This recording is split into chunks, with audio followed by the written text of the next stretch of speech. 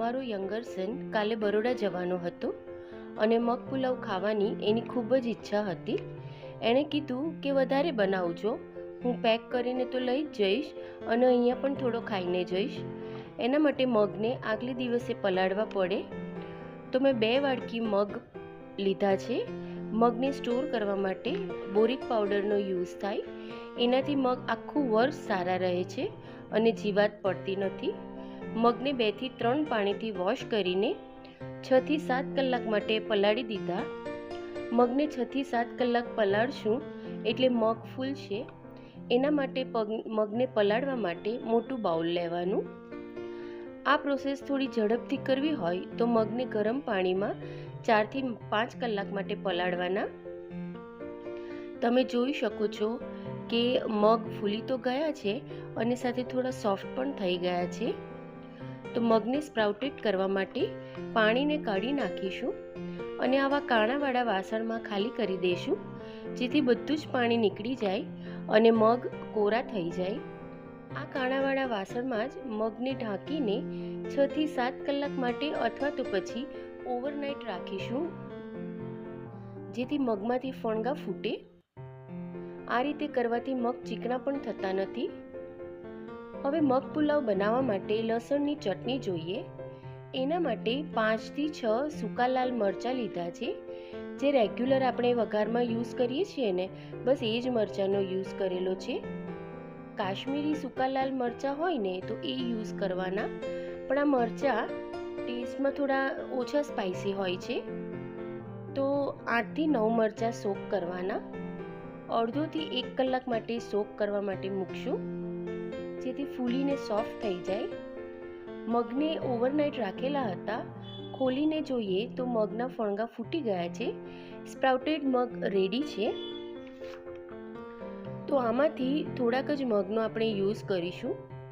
મગને cook કરીશું. જેટલા મગ use કરવાના છે એટલા જ મગને પાણીમાં પલાળશું. વધારે વખત મગને પાણીમાં રાખશું ને તો મગનું જે ગ્રીન કલરનું કવર છે ને તે રિમૂવ થઈ જશે. કુકરમાં તેલ મૂકીને મીઠું અને હળદર નાખીને તરત જ પલાળેલા મગ નાખી દેવાના. જરાવાર સોતે કરશું અને પાણી એડ કરીને ધીમા ફ્લેમ પર 1 વિસલ વગાડવાની અને ગેસની ફ્લેમ બંધ કરી દેવાની. કુકરની હવા જાતે જ નીકળવા દેશું. એનાથી મગ પણ સોફ્ટ થઈ જશે. મગ રેડી થાય ત્યાં સુધી લસણની ચટણી રેડી કરી દઈએ. તો જારમાં 10 થી 12 લસણની કળી, સોક કરેલા મરચાં અને થોડું પાણી એડ કરીને એને ગ્રાઇન્ડ કરી લેવાનું. ફાઇન પેસ્ટ બનાવી લેવાની.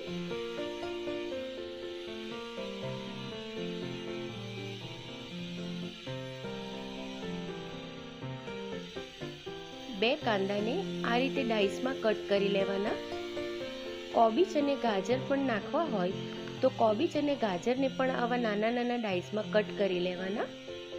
કુકર ખોલીને જોઈએ તો મગ પણ સોફ્ટ થઈ ગયા છે. મગની 2 થી 3 વિસલ વગાડશું ને તો ઓવરકુક થઈ જશે અને મગ પુલાવની મજા નહીં આવે. આ રીતના હાથથી ઇઝીલી પ્રેસ થાય ને એ રીતના મગ પુલાવ માટે એકદમ પરફેક્ટ છે.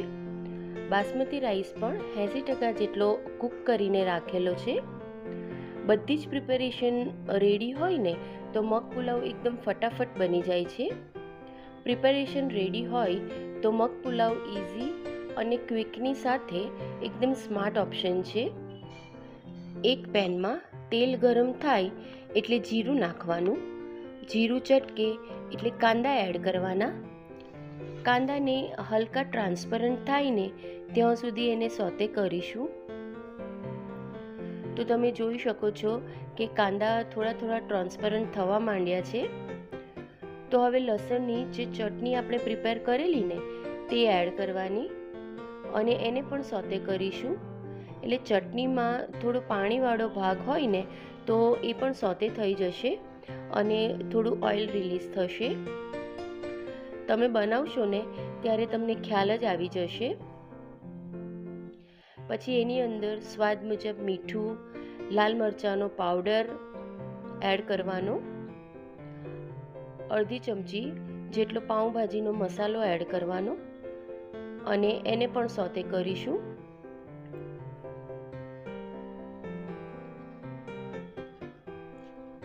કૂક કરેલા જે મગ હોય ને તે પણ પેનમાં એડ કરીશું, એટલે બધા જ મસાલા સાથે મગ પણ સારી રીતે મિક્સ થઈ જાય.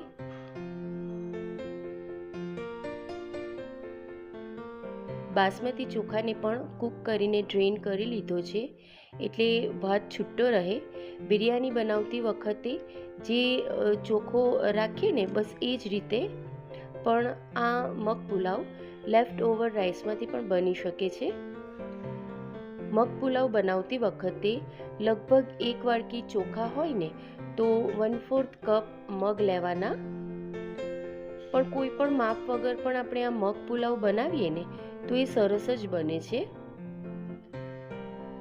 બધું જ બરાબર મિક્સ કરી લેવાનું.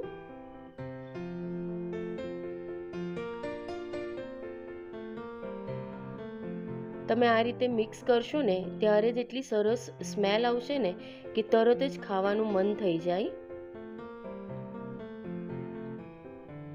લગભગ 1 ચમચી લીંબુનો રસ એડ કરવાનો અને મિક્સ કરી દેવાનું. એનાથી ટેસ્ટ એકદમ સરસ આવે છે.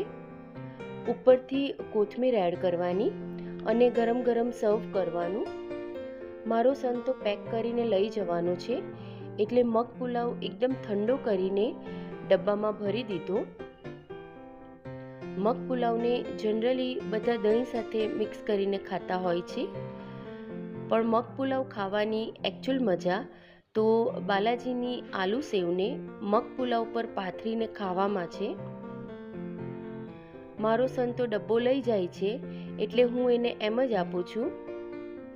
અને જ્યારે એ મગ પુલાવ ખાશે ને ત્યારે આલુ સેવ સ્પ્રિંકલ કરીને ખાશે.